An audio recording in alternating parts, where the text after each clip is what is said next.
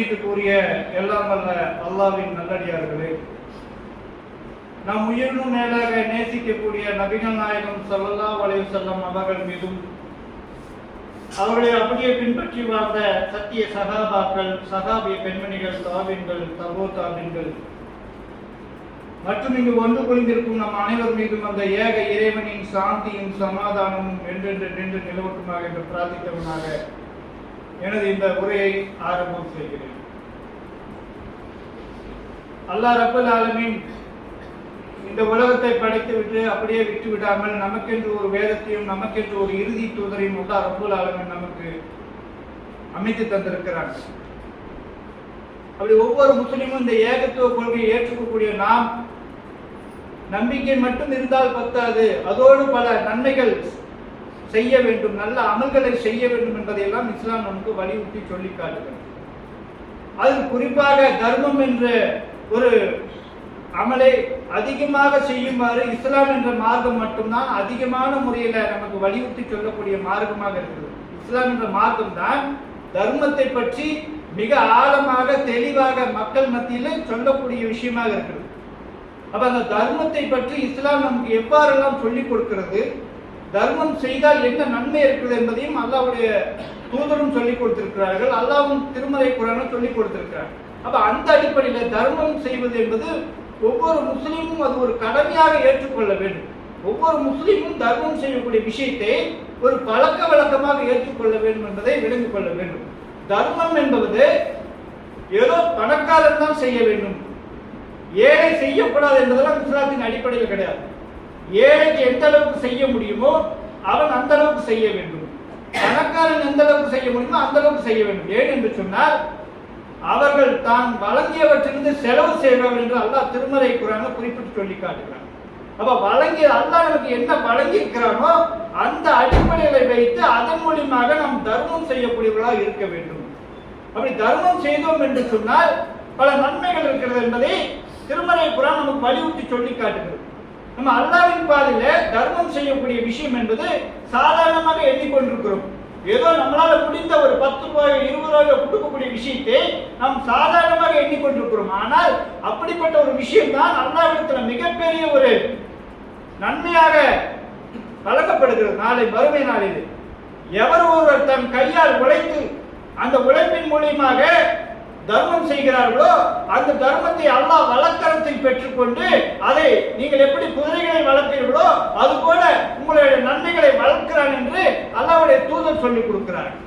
அப்ப நம்ம நினைப்போம் நம்ம ஏதோ முடிஞ்சு செய்யறோம், இதெல்லாம் ஒரு தர்மமா என்று நம்ம கருதி கொண்டிருப்போம். ஆனால் அல்லாஹ்விடத்தில் அது மிகப்பெரிய தர்மமாக இருக்கும். அப்ப அல்லாஹ்வுடைய தூதர் சொல்லிக் கொடுக்கிறாங்க, யார் தூய்மையான முறையில் உழைத்து சம்பாதித்து அது மாதிரி அல்லாஹ்வின் பாதையில் செலவு செய்கிறோ அதை அல்லாஹ் வழக்கரத்தில் பெற்று நீங்கள் எப்படி குதிரையை வளர்ப்பீர்களோ அதுபோல் வளர்க்கிறான் என்று அல்லாஹ்வுடைய தூதர் சொல்லிக் கொடுக்கிறார்கள். அப்ப நம்மளால் முடிந்த ஒரு தர்மங்களை செய்யக்கூடிய பழக்க வழக்கங்களை ஏற்படுத்திக் கொள்ள வேண்டும். தர்மம் என்று சொன்னால் நாம் பிறருக்கு வழங்குவது மட்டும்தான் தர்மம் என்று எண்ணிக்கொண்டிருக்கிறோம். ஆனால் அல்லாஹ்வுடைய தூதர் சொல்லிக் கொடுக்கிறார்கள். இது புகாரி ஹதீஸில் பதிவு செய்யப்பட்டிருக்கு, 55வது ஹதீஸாக பதிவு செய்யப்பட்டிருக்கு.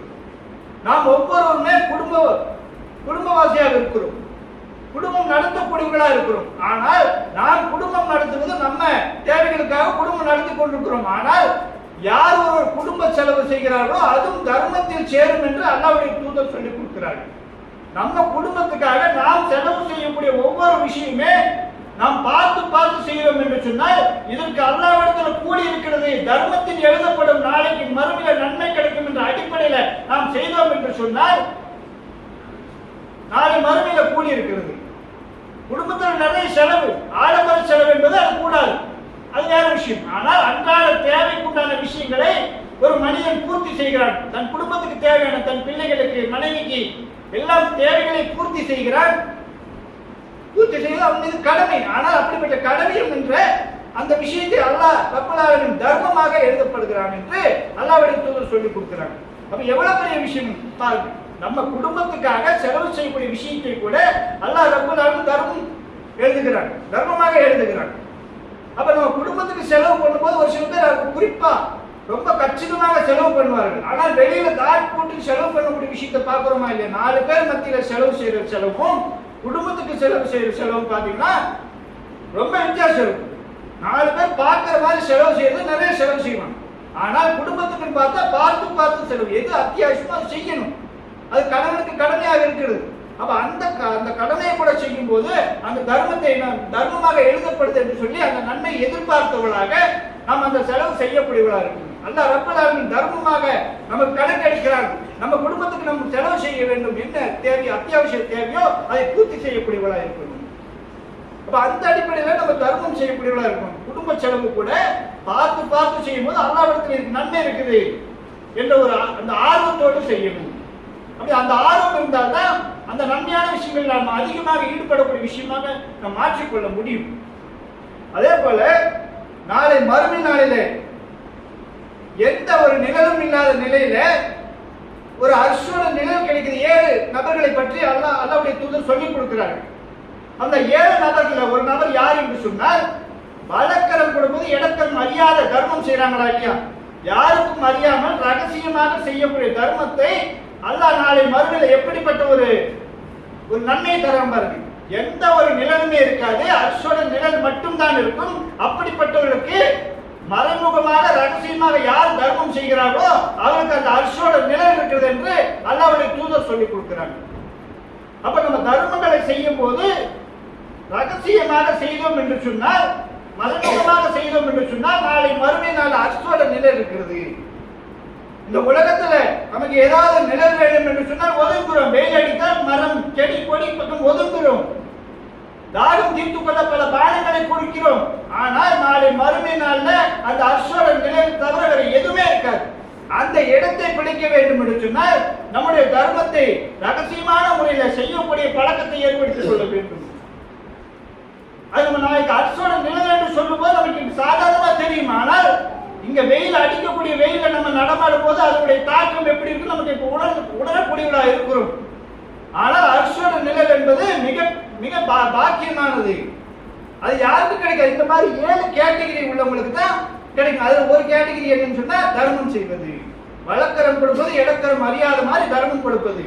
அப்ப அந்த மாதிரி பழக்க வழக்கங்களை நாம் ஏற்படுத்திக் கொள்ள வேண்டும். அந்த மாதிரி பழக்கத்தை ஏற்படுத்திக் கொண்டோம்னு சொன்னா நாளை அர்ஷோட நிலை கிடைக்கும் என்பதை நாம் விளங்கிக் கொள்ள வேண்டும். அதுபோல நம்ம தான தர்மம் செய்வதாக இருந்தால் நம்ம யாருக்கு செய்வோம்? தெரிஞ்சவங்களுக்கு, நம்ம கூட இருக்கிறவங்களுக்கு, உறவினர்களுக்கு எல்லாம் செய்வோம். யார் முன்னாடி இருக்கிறாங்களோ அவங்களுக்கு செய்யக்கூடிய பழக்கத்துல நம்ம இருப்போம். ஆனால் அல்லாஹ்வுடைய தூதர் காலத்துல ஒரு நபித்தோழர் எப்படி இருக்கிறார்னா, சாத் ரலியல்லாஹு இருக்கிறார். அவர் வியாபாரத்துக்காக வெளியூர் போறாரு. வெளியூர் போயிட்டு வர்றதுக்கு ரொம்ப நாள் ஆயிடுது. ரொம்ப நாள் ஆன பிறகு என்ன ஆகுதுன்னு பாத்தீங்கன்னா, அவர் ஊருக்கு வர்றாரு. ஊருக்கு வந்த மாத்திரம் அவருக்கு செய்தி வருது. என்ன செய்தினா, உங்களுடைய தாயார் இறந்து விட்டார். இறந்து விட்ட மாத்திரத்துல அல்லாஹ்வுடைய தூதர்கிட்ட நேரா போறாரு. யாரு? சாதனையும் போறாரு. போயிட்டு அல்லாஹ்வின் தூதரே, நான் வியாபாரத்துக்காக வெளியூர் பயணம் சென்று விட்டேன். ஆனால் என்னுடைய தாயார் அந்த நிலையில் இருக்கும்போது மறைத்து விட்டார் அப்படின்னு சொல்றாங்க. சொன்ன மாத்திரத்துல அவருக்காக நான் தர்மம் செய்யலாமா என்று கேட்கிறேன். பாருங்க, இறந்து போன தாய்க்காக தர்மம் செய்யலாமா என்று சொல்லி கேட்கிறார். அல்லாஹ்வுடைய தூதர்கிட்ட அனுமதி கேட்கிறார். தாராளமா செய்யலாம் சொன்னோன்னே அவர் என்ன பண்றாருன்னு பாத்தீங்கன்னா, ஒரு தோட்டத்தையே அவர் தர்மம் செய்யறார். இதுக்கு நீங்கள் தான் சாட்சி, அல்லாஹ்வின் தூதரே நீங்கள் தான் சாட்சி என்று சொல்லுகிறார். இறந்து போன தாய்க்காக தோட்டத்தையே தர்மத்தை கொடுக்கிறார் என்று சொன்னால் தன்னுடைய தாய் மீது எந்த அளவுக்கு அவர் பாசம் வைத்திருப்பார். இப்ப நம்ம இருக்கக்கூடிய காலகட்டத்தில் நம்ம தாய் மீது எவ்வளவு பாசம் வைத்திருக்கிறோம் கொஞ்சம் ஒப்பிட்டு பாருங்க. உயிரோடு இருக்கக்கூடிய தாய்க்கு நம்ம செலவு செய்ய யோசனை பண்ணுகிறோம். அதுக்கு நன்மை இருக்குது. அதை அறியாமல் செலவு செய்யறதுக்கு யோசனை செய்யணும். மருத்துவ செலவு, உணவு கொடுப்பது, அவங்களுக்கு தேவையான பூர்த்தி செய்வதை யோசனை செய்யக்கூடிய விஷயமாக இருக்கிறது. ஆனால் அல்லாஹ்வுடைய தூதர் காலத்துல என்னுடைய தாய்க்கு நன்மை போய் சேர வேண்டும் என்பதற்காக அவர் என்ன செஞ்சாரு? தன்னுடைய தோட்டத்தையே கொடுத்தார். அப்ப அந்த அளவுக்கு அந்த தர்மத்தை உணர்ந்திருக்கிறார். அந்த தர்மத்துடைய அருமை அவர் தெரிந்திருக்கிறார். இந்த நன்மை என்னுடைய தாய்க்கு போய் சேர வேண்டும். நான் என்னுடைய தாய் மறைத்த போது நான் இல்லை, அந்த தாய்க்காக நான் ஏதாவது செய்ய வேண்டும் என்ற ஒரு உன்னத நோக்கத்தோடு அந்த தோட்டத்தை மக்களுக்கு தர்மமாக கொடுக்கிறார். இதுக்கு நீங்கள் தான் சாட்சி, அல்லாஹ்வின் தூதரே என்று சாட்சியும் வைக்கிறார். பாருங்க, எப்படிப்பட்ட ஒரு தோட்டத்தை கொடுக்க முடியுமா? இறந்து போன தாய்க்காக துவா செய்யலாம். ஆனால் தோட்டத்தை கொடுக்கிறார் என்று சொன்னால் எந்த அளவுக்கு அவர் மார்க்கத்தை விளங்கி தான தர்மத்தை பற்றி விளங்கி அவர் செய்திருக்கார் என்பதை விளங்கிக் கொள்ள வேண்டும். தாய்தானே இறந்து போயிட்டாங்க, அவங்களுக்காக துவா செஞ்சுட்டு போயிட்டே இருப்போம் அப்படின்ற மாதிரி ஒரு எண்ணம் தான் நமக்கு வரும். அவங்களுக்காக துவா செய்யலாம் அப்படிங்கிற எண்ணம் தான் நமக்கு வரும். ஆனால் அவர் தர்மம் செய்திருக்கார், தோட்டத்தையும் தர்மம் செய்திருக்கிறார். எப்படிப்பட்ட உள்ளம் கொண்டவராக இருக்கிறார்கள். அப்படி வார்த்தை எடுத்தார்கள் அவருடைய தூதர். சஹாபாக்களை பொறுத்த வரைக்கும் இந்த உலக வாழ்க்கையை விட மறுமை வாழ்க்கை தான் பெரியது என்று சொல்லி வார்த்தை எடுத்தார்கள். இந்த உலகம் என்பது அற்பமானது. சஹாபி தோழர்கிட்ட சொல்றாங்க, இந்த உலகம் அற்பமானது. நீங்கள் கபர்ல உள்ள ஒரு ஆளாக நீங்கள் எண்ணிக்கொள்ளுங்கள் என்று சொல்றாங்க. உயிரோடு இருக்கும் போதே கபருக்குள்ள இருக்கக்கூடிய ஆளாக நீங்கள் மாறிவிடுங்கள். அந்த மாதிரி எண்ணத்தோடு நீங்கள் இருங்கள். கபருக்குள்ள போயிட்டா ஒண்ணுமே பண்ண முடியாது, எந்த அமலும் செய்ய முடியாது, எதுவுமே பண்ண முடியாது, அதோட முடிஞ்சது. அப்போ இந்த உலகத்தில் இருக்கும் போதே அந்த பயத்தோடு, அந்த கபர் பயத்தோடு நீங்கள் வாழ்ந்து கொள்ளுங்கள் என்று அல்லாஹ்வுடைய தூதர் வலியுறுத்தி சொல்லி கொடுக்கிறார். அந்த கபரை நினைத்தோம் என்று சொன்னாலே நம்முடைய ஒட்டுமொத்த வாழ்க்கையும் அப்படியே மாறி போயிடும். உஸ்மான் ரலியல்லாஹு அந்த கபரை பார்க்கும்போது பயங்கரமாக அழக்கூடியவனாக இருந்தார். அப்போ சஹாபாக்கள் கேட்கிறாங்க, அல்லாஹ்வின் தூதர் என்னென்னமோ விஷயங்கள் சொல்லியிருக்கிறார்கள், அதையெல்லாம் விட்டு இந்த கபர் நேரத்தில் கபர்கிட்ட வந்தபோது நீங்கள் அதிகமாக அழுகிறீர்கள் என்று சொல்லி கேட்கும்போது, இந்த கபர் வாழ்க்கை என்பது மிக ஒரு கடுமையான ஒரு வாழ்க்கை. அதை அல்லாஹ்வுடைய தூதர் எனக்கு சொல்லிக் கொடுத்திருக்கிறார். அதை எண்ணும் போது எனக்கு கண்ணீர் வருகிறது என்று சொல்லி தாடி நனையக்கூடிய அளவுக்கு அவர் அழுகிறார். அப்ப என்ன பண்றாங்க? அப்ப அந்த சிந்தனை நம்ம முன்ன ஆண்களுக்கும் பெண்களுக்கும் எப்படிப்பட்ட சிந்தனை வர வேண்டும் என்று சொன்னால், அல்லாஹ்வுடைய தூதர் சொன்ன செய்தியை உள்வாங்கிக் கொண்டு அந்தந்த காலகட்டத்துக்கு ஏற்ற மாதிரி நம்முடைய உள்ளத்தை பக்குவப்படுத்திக் கொள்ள வேண்டும். அல்லாஹ் திருமறை குர்ஆன்ல சொல்லக்கூடிய செய்தியை உள்வாங்கிக் கொண்டு அதற்கு தகுந்த மாதிரி நம்ம வாழ்க்கையை அமைத்துக் கொள்ள வேண்டும். அப்படி அமைத்துக் கொண்டால் மாத்திரம்தான் அந்தந்த நேரத்துக்கு தகுந்த மாதிரி, அந்தந்த சூழ்நிலைக்கு தகுந்த மாதிரி நம்ம வாழ்க்கையை சீராக கொண்டு போக முடியும். அப்படிதான் சஹாபாக்கள் இருந்தார்கள். அப்படிதான் சஹாபாக்களை வார்த்தெடுத்தார்கள் அல்லாஹ்வுடைய தூதர். அல்லாஹ்வுடைய தூதர் பல விஷயங்களை சொல்லிக் கொடுக்கிறார். அப்போ என்ன சொல்றாருன்னு பாத்தீங்கன்னா, அல்லாஹ்வுடைய தூதர், இது புகாரில 1433வது ஹதீஸாக பதிவு செய்யப்பட்டது. நீங்கள் தர்மம் செய்யும் போது தாராளமாக செய்யுங்கள். அப்படி வரையறை வைக்காதீங்க. சும்மா குறிப்பிட்ட அளவுக்கு நீங்கள் வரையறை வைத்தீர்கள் என்று சொன்னால் அல்லாஹ்வும் உங்களுக்கு கொடுக்கக்கூடிய அருளை வரையறை வைத்து விடுவான் என்று சொல்றாங்க. நம்மகிட்ட ஏராளமான செல்வங்கள் இருக்கும். அந்த செல்வங்களை வைத்து கொடுப்பதற்கு நம்மளுடைய மனம் இருக்காது. ஏன் மனம் இருக்காது என்று சொன்னால், சைத்தான் அப்படி பண்ணுகிறான். சைத்தான் செய்வதாக அல்லாஹ் திருமறை குர்ஆனில் சொல்லி காட்டுகிறான். 2வது அத்தியாயத்தில் 268வது வசனத்தில் அல்லாஹ் சுட்டி காட்டுகிறான். சைத்தானை பொறுத்த வரைக்கும் உங்களுக்கு பயமுறுத்துகிறான், வறுமை வந்து விடுமோ என்று பயமுறுத்துகிறான் என்று அல்லாஹ் திருமறை குர்ஆனில் நமக்கு சொல்லிக் கொடுக்கிறான், பாடம் சொல்லிக் கொடுக்கிறான். நம்ம காசு போயிருமோ, பணம் போயிருமோ, நம்ம வறுமையில் ஆயிடுவோமோ, ஏழ்மை ஆயிடுவோமோ என்ற பயத்தை சைத்தான் உங்கள் உள்ளத்தில் போடுகிறான். ஆனால் அல்லாஹ் என்ன வாக்குறுதி கொடுக்கிறான் தெரியுமா? நீங்கள் தர்மம் செய்தால் உங்களுக்கு நான் மன்னிப்பு வழங்குகிறேன். தர்மம் செய்தால் மன்னிப்பு வழங்குகிறேன். அது மட்டும் இல்லாமல் என்னுடைய அருளை உங்களுக்கு வழங்குகிறேன், உங்களுடைய செல்வத்தை அதிகப்படுத்துகிறேன் என்று சொல்லி அந்த வசனத்தில் சுட்டி காட்டுகிறேன் அல்லாஹ் ரப்பல் ஆலமீன். அப்ப நம்மளுடைய பார்வையில 100 ரூபாயில 50 ரூபாய் கொடுத்துட்டோம் சொன்னா என்ன நினைப்போம்? 50 ரூபாய் குறைஞ்சு போச்சு அப்படி நம்ம நினைப்போம். ஆனா அல்லாஹ் சொல்லி கொடுக்கிறான், நீங்கள் தர்மம் செய்தால் என்னுடைய மன்னிப்பு இருக்கிறது, என்னுடைய அருள் இருக்குது, உங்களுக்கு செல்வ வளத்தை கொடுப்பேன் என்று சொல்லி வாக்குறுதி கொடுக்கிறான் அல்லாஹ் திருமறை குர்ஆனில். அப்ப இந்த வசனத்தை படிக்கும் போது நமக்கு என்ன தோணணும்? நமக்கு எண்ணம் எப்படி வரணும்? தாராளமாக தர்மம் செய்ய வேண்டிய ஒரு எண்ணம் தான் வரணும். இல்ல குறைஞ்சு போயிடும் அப்படின்னு சொன்னா சைத்தானுடைய வழியை பின்பற்றுகிறோம் என்ற அர்த்தம். நமக்கு செலவாயிடும், வறுமை வந்துடும் அப்படி நம்ம எண்ணணும் சொன்னா சைத்தான் புறத்திலிருந்து அந்த செய்தியை வாங்கி கொண்டு நம்ம அதை பின்பற்றுகிறோம் என்று எண்ணம் ஆகிவிடும். ஆனா அதுக்கு பிறகு சொல்லக்கூடிய அல்லாஹ்வுடைய வார்த்தையை நம்ம ஆழமாக உள்வாங்கிட்டோம் சொன்னா, என்னோட ரப்பு கொடுப்பான், என்னோட ரப்பு கொடுக்கிறதாக வாக்குறுதி கொடுத்துக்கிறான், மன்னிப்பு கொடுக்கிறதாக வாக்குறுதி கொடுத்துக்கிறான், அருள் செய்வதாக வாக்குறுதி கொடுத்துக்கிறான், எனக்கு செல்வத்தை அதிகப்படுத்துகிறேன் என்று சொல்லி இந்த திருமறை குர்ஆன் வழியாக எனக்கு வாக்குறுதி கொடுத்திருக்கிறான். இது அல்லாஹ்வுடைய வார்த்தை, ரப்புடைய வார்த்தை என்று ஆழமாக பதிய வைத்துக் கொண்டோம் என்று சொன்னால் அந்த தான தர்மம் செய்யக்கூடிய விஷயத்தில் நாம் பின்வாங்க மாட்டோம். குர்ஆன் வசனங்களை வாங்கி உள்வாங்கி அதை செயல்படுத்தினோம் என்று சொன்னால் அல்லாஹ் ரப்பல் ஆலமீன் அதை செய்யக்கூடியவனாக இருக்கிறான். அல்லாஹ் வாக்கு மீற மாட்டான். வாக்குறுதி கொடுத்தால் அதை நிறைவேற்றக்கூடியவனா இருக்கிறாங்க. அல்லாஹ்வை தவிர வேறு யாருமே வாக்குறுதி நிறைவேற்றக்கூடியவன் யாருமே இல்லை. அதை ஆழமாக பதிவு செய்து கொள்ள வேண்டும். திருமறை குர்ஆனில் சொல்லப்பட்ட செய்தியும் அல்லாஹ்வுடைய தூதர் சொன்ன செய்தியும் நாம் அவ்வப்போது அசை போட்டுக் கொண்டிருந்தோம் என்று சொன்னால் நம்முடைய வாழ்க்கை இந்த உலக வாழ்க்கையின் சிறப்பாக இருக்கும், நாளை மறுமை வாழ்க்கையின் சிறப்பாக இருக்கும் என்பதை விளங்கி செயல்படக்கூடியவர்களாக இருக்கணும். ஏதோ 10ஓடு 11 இருக்கணும்னு சொல்லி நம்ம இருந்துவிடக் கூடாது. நாளை மறுமையில் அந்த சொர்க்கத்தை அடைய வேண்டும் என்ற ஒரு நோக்கம் ஒவ்வொரு முஸ்லிமான ஆணுக்கும் பெண்ணுக்கும் இருக்க வேண்டும். அப்படி இருந்தால்தான் நாளை மறுமை வாழ்க்கையில் வெற்றி பெற முடியும். ஏதோ வாழ்ந்தோம் வந்தோம் போனோம் இல்லாம நம்ம நாளைக்கு மறுமை வாழ்க்கையில் என்ன வைத்திருக்கிறோம், என்ன சேகரித்து வைத்திருக்கிறோம், அதை கணக்கு போட்டு பார்க்கணும்.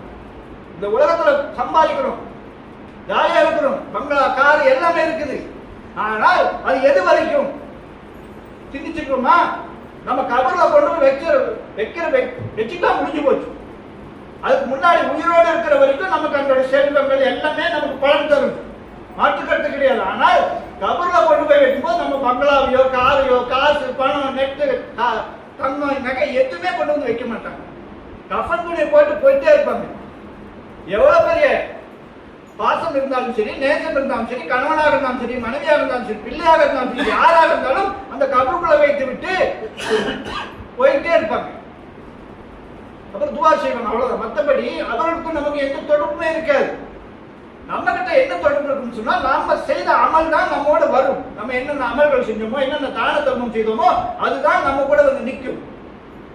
அதை விளங்கி அதுக்கு தகுந்த மாதிரி செய்ய வேண்டும். திடீர்னு நம்மளுக்கு மவுத்து வந்து விட்டால் நம்முடைய நிலைமை என்ன, நம்ம என்ன செய்திருக்கிறோம், கபர் வாழ்க்கைக்காக என்ன செஞ்சிருக்கிறோம், மறுமை வாழ்க்கைக்காக என்ன செய்திருக்கிறோம், அல்லாஹ் சொன்னபடி வாழ்ந்துக்கிறோமா, அல்லாஹ்வுடைய தூதர் சொன்னபடி வாழ்ந்துக்கிறோமா, நல்ல அடங்கம் செய்திருக்கிறோமா, குர்ஆன் ஹதீஸ்களை கேட்டு அதன்படி வாழ்ந்தோமா என்ற சிந்தனை ஒரு மனிதனுக்கு இருக்க வேண்டும். நாளை மறுமை நாளிலே ஒரு நபர் மற்ற சொர்க்கவாசிகள் வந்து நரகவாசிகளை பார்த்து கேட்பார்கள். நரகவாசிக்கு போயிட்டா எப்படின்னா, எங்களோடு இருந்தார்கள், எங்களோடு நன்மை செய்தார்கள், எங்களோடு தொழுதார்கள், எல்லாமே செய்தார்கள். ஆனால் அவர்கள் இப்போது நரகத்தில் இருக்கிறார்கள், அல்லாஹ் என்று சொல்லி அல்லாஹ்விடத்துல முறையிடுவார்களாம். அப்போ அல்லாஹ் சொல்லுவானமா, அவர்கள் உங்களோடு இருக்கும் போது நன்மையான விஷயங்களை செய்தார்கள், மாற்று கருத்து கிடையாது. ஆனால் தனிமையில் இருக்கும் போது அல்லாஹ்வை அஞ்சாமல் இருந்தார்கள். மக்களோடு இருக்கும் போது அல்லாஹ்வை அஞ்சக்கூடியவர்களாக இருந்தார்கள், மக்கள் இல்லாத நிலையில அல்லாஹ்வை மறந்தவர்களாக இருந்தார்கள். அதனால் அவர்கள் நரகத்தில் இருக்கிறார்கள். எல்லா விஷயமும் மார்க்க விஷயத்தை சொல்லுவார்கள், எல்லாமே ஏவுவார்கள். ஆனால் தனிமையில் இருக்கும் போது அல்லாஹ்வை அஞ்சாமல் இருக்கக்கூடியவர்களாக இருப்பார்கள். நாம் ஒரு செயல்பாடு செய்வோம் என்று சொன்னால் அல்லாஹ்வுக்காக செய்யக்கூடியவர்களாக இருக்கணும், வேற யாருக்காகவும் செய்யக்கூடியவர்களாக இருக்கக்கூடாது. நம்ம 10 ரூபாய் தான தர்மம் செய்யறோமா, அது அல்லாஹ்வுக்காக, அல்லாஹ்வுடைய திருப்பொருத்தத்தை பெறுவதற்காக இந்த தான தர்மத்தை செய்கிறேன், இந்த சேவை செய்கிறேன் என்று சொல்லி அல்லாஹ்வுடைய திருப்பொருத்தத்துக்காக செய்யக்கூடியவர்களாக இருக்கும். வேற யாருடைய திருப்பொருத்தமும் நமக்கு தேவை கிடையாது, அது எந்த பயனும் தராது.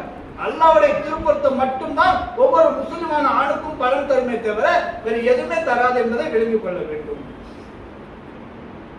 அதே போல அல்லாஹ் சொல்லிக்கிறார், அல்லாஹ்வுடைய தூதர் சொல்றாங்க, அல்லாஹ் சொல்லுவதாக, ஆதமுடைய மகனே நீ மற்றவர்களுக்கு செலவு செய், நான் உனக்கு செலவு செய்கிறேன் என்று அல்லாஹ் வாக்குறுதி கொடுக்கிறார். அப்ப மற்றவர்களுக்கு நீங்கள் செலவு செய்தால் அல்லாஹ் நமக்கு செலவு செய்வதாக அல்லாஹ் வாக்குறுதி கொடுத்திருக்கிறார் என்று சொன்னால் அதிகமாக மக்களுக்கு மற்றவர்களுக்கு செலவு செய்யக்கூடிய பழக்கத்தை நாம் ஏற்படுத்திக் கொள்ள வேண்டும். ஏன் என்று சொன்னால் அல்லாஹ் ரப்பல் ஆலமீன் நமக்கு செலவு செய்கிறான். அப்ப நம்ம செலவு செய்ய செய்ய, மற்றவங்களுக்காக செலவு செய்ய செய்ய அல்லாஹ் நமக்கு செலவு செய்வதாக வாக்குறுதி கொடுத்திருக்கிறான். அப்ப அந்த அடிப்படையில் நம்ம செலவு செய்யக்கூடியவர்களாக இருக்கணும். அதே போல தான தர்மம் நம்ம செய்யறாங்களா இல்லையா, அதை சொல்லி காட்டக்கூடாது. அதையும் சொல்றாங்க அல்லாஹ் ரப்பல் ஆலமீன். எப்படின்னு பாத்தீங்கன்னா, யார் தான தர்மம் செய்து அதை சொல்லி காட்டாமல் அவர்களை தொல்லைப்படுத்தாமல் இருக்கிறார்களோ அவர்களுக்கு நற்கூலி இருக்கிறது, அவர்களுக்கு எந்த அச்சமும் இல்லை, எந்த பயமும் இல்லை என்று அல்லாஹ் திருமறை குர்ஆனை சுட்டி காட்டக்கூடிய விஷயத்தை பார்க்கணும். அப்ப சொல்லி காட்டக்கூடாது, உதவி செஞ்சது தொல்லை கொடுக்க கூடாது. அப்படி இருந்தீங்கன்னு சொன்னா நல்ல கூலி இருக்கிறது. அவர்கள் பயப்பட மாட்டார்கள், அச்சப்பட மாட்டார்கள், தைரியமா இருப்பார்கள். அல்லாஹ்வுக்காக செய்யறாங்க, அல்லாஹ்வுக்காக இருக்கிறாங்க. அந்த மாதிரியான ஆளுகள் எதுக்குமே பயப்பட மாட்டாங்க, எதுக்குமே துன்பப்பட மாட்டார்கள், தைரியமாக இருப்பார்கள் என்று அல்லாஹ் சுட்டி காட்டுகிறது திருமறை குர்ஆன் வழியாக. அதே போல நம்ம இந்த உலகத்தில் வாழும் போது என்ன நினைப்போம், ஒரு வியாபாரம் பண்றதா இருந்தா கொடுக்கல் வாங்கல் இருக்குமா இருக்காது? அப்படி ஒவ்வொரு இடத்துலயும் நம்ம வியாபாரம் பண்ணும்போது கொடுக்கல் வாங்கல் இருக்கும். ஆனா அல்லாஹ் ரப்பல் ஆலமீன் 9வது அத்தியாயத்துல 111வது வசனத்தை சொல்லி காட்டுகிறான், அல்லாஹ் நம்ம மீது ஒப்பந்தம் போட்டுக்கிறோம், வியாபார ஒப்பந்தம். மூமின்களுக்கு மத்தியில ஒரு ஒப்பந்தம் போட்டுக்கிறோம். எப்படிப்பட்ட ஒப்பந்தம் என்று சொன்னால், உங்களுக்கு சொர்க்கம் வேணுமா? சொர்க்கத்துக்கு என்ன தெரியுமா பகரமா உங்ககிட்ட நான் வியாபாரம் பேசியிருக்கிறேன், உங்களுடைய உயிரும் உங்களுடைய பொருளாதாரம் என்று சொல்லி காட்டுகிறோம். நல்லா திருமறை குர்ஆன். சொர்க்கம் செல்ல வேண்டுமா? சொர்க்கம் உங்களுக்கு வேணுமா? அதுக்கு பகரமாக உங்களுடைய உயிரும் உங்களுடைய பொருளாதாரம் தான் அதுக்கு பகரம். அதான் பேரம் பேசிக்கிறோம் அல்லாஹ் ரப்பல் ஆலமீன். அப்ப நம்மளுடைய உயிரை நம்ம பொருளாதாரத்தை கொண்டுதான் நாளை சொர்க்கத்துக்கு நம்ம அடைய முடியும் என்பதை அல்லாஹ் திருமறை குர்ஆன்ல சுட்டி காட்டுகிறோம். அப்ப சொர்க்கம் என்பது எவ்வளவு பெரிய விஷயம். சொர்க்கம் நரகம் என்பதெல்லாம் திருமறை குர்ஆன்ல படிக்கிறோம், கேட்கிறோம். ஆனால் அதை கற்பனை செய்து பார்த்தோம் என்று சொன்னால் அதை விட மிகப்பெரிய ஒரு பாக்கியம் வேறு எதுவுமே இருக்காது. சொர்க்கத்தில் ஒரு இடம் கிடைத்து விட்டால் அதை விட ஒரு வெற்றியாளர் வேறு யாருமே இருக்க முடியாது. அப்ப அந்த சொர்க்கத்தை அடைய வேண்டும் என்று சொன்னால் நம்ம உயிரையும் தியாகம் செய்ய வேண்டும், நம்முடைய பொருளாதாரத்தை தியாகம் செய்ய வேண்டும், நல்வழியில செலவு செய்ய வேண்டும். அவர்கள் வறுமையிலும் செழுமையிலும் செலவு செய்வார்கள் என்று அல்லாஹ் திருமறை குர்ஆன்ல சுட்டி காட்டுகிறார். வறுமையா இருந்தாலும் செலவு செய்வாங்கப்பா, செழுமையா இருந்தாலும் செலவு செய்வாங்க. அவங்க அப்படிப்பட்ட மூமின்களாக இருப்பார்கள் என்பதை அல்லாஹ் திருமறை குர்ஆன்ல சுட்டி காட்டுகிறார். பணக்காரன் தான் செய்யணும் கிடையாது, ஏழையும் செய்யணும், அவனால முடியும் செய்யணும். பணக்காரன் அவனால முடியும் செய்யணும். அல்லாஹ் பார்த்து கொண்டிருக்கிறான், கேட்டுக் கொண்டிருக்கிறான், நன்கு அறிந்தவனாக இருக்கிறான், நுண் அறிவாளனாக இருக்கிறான். நம்ம என்ன செய்யறோம், என்ன பண்றோம், நம்ம உள்ளத்துல என்ன நினைக்கிறோம் என்பதை கூட அல்லாஹ் ரப்பல் ஆலமீன் தெள்ள தெளிவாக பார்க்கக்கூடியவனாக இருக்கிறான். அப்ப நம்ம கொண்டு நம்மளால என்ன உதவி செய்ய முடியுமோ அந்த அடிப்படையில் மக்களுக்கு அதிகமாக உதவி செய்யக்கூடிய பழக்கத்தை ஏற்படுத்திக் கொள்ள வேண்டும். இன்ஷால்லாஹ் அடுத்த அமர்வுல பார்ப்போம்.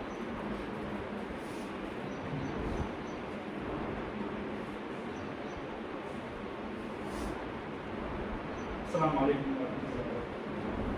கண்ணியத்துக்குரிய எல்லாம் வல்ல அல்லாஹ்வின் நல்லடியார்களே, அல்லாஹ்வுடைய மாபெரும் கிருபையினால் இந்த ஏகத்துவ கொள்கை உலகெங்கும் பரவி கொண்டிருக்கக்கூடிய விஷயத்தை நாம் அனைவரும் அறிவோம்.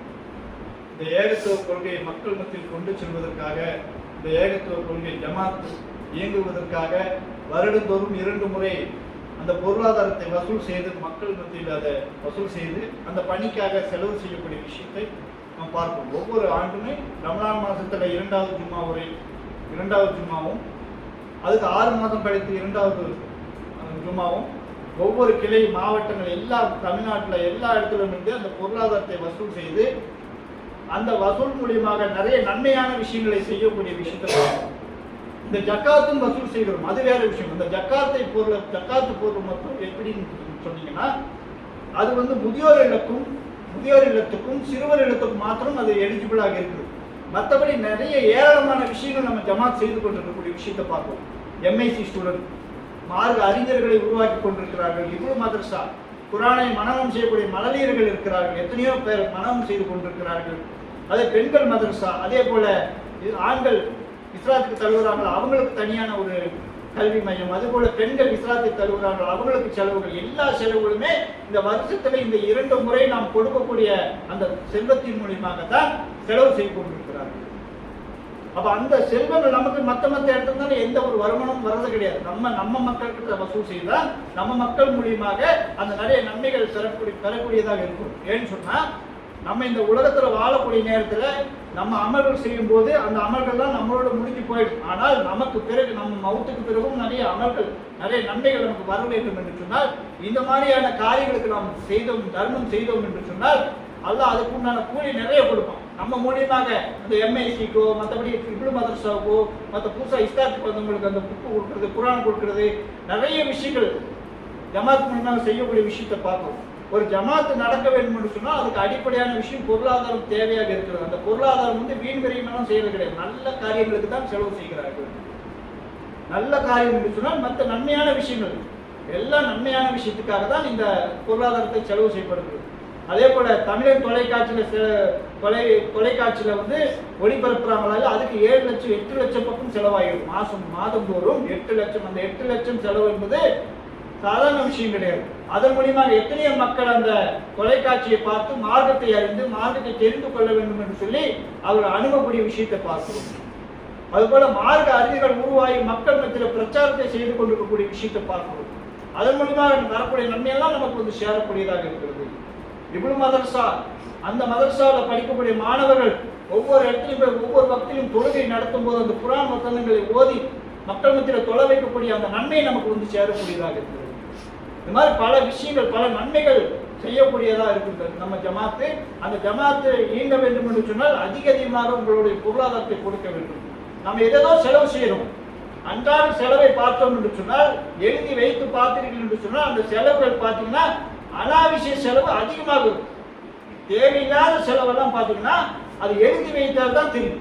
இன்னைக்கு என்னென்ன செலவு பண்ணியிருக்கோம், எது புரோஜனமான செலவா புரோஜனம் இல்லாத செலவா நீங்க பட்டியலில் போட்டு பார்த்தீங்கன்னா அப்ப தெரியும், இதெல்லாம் தேவையில்லாத விஷயம், வீணான செலவு பண்ணியிருக்கோம் அப்படின்ற ஒரு லிஸ்ட் நமக்கு கிடைக்கும். ஆனால் நம்ம இப்ப இந்த தர்மம் செய்யக்கூடிய விஷயம் என்பது சாதாரண விஷயம் கிடையாது. நமக்கு நாளை மறுமை நாளும் வந்து சேரக்கூடியதாக, கபர் வாழ்க்கையில் இருக்கும்போது கூட இந்த நன்மை நமக்கு வந்து சேர்ந்து கொண்டே இருக்கும்.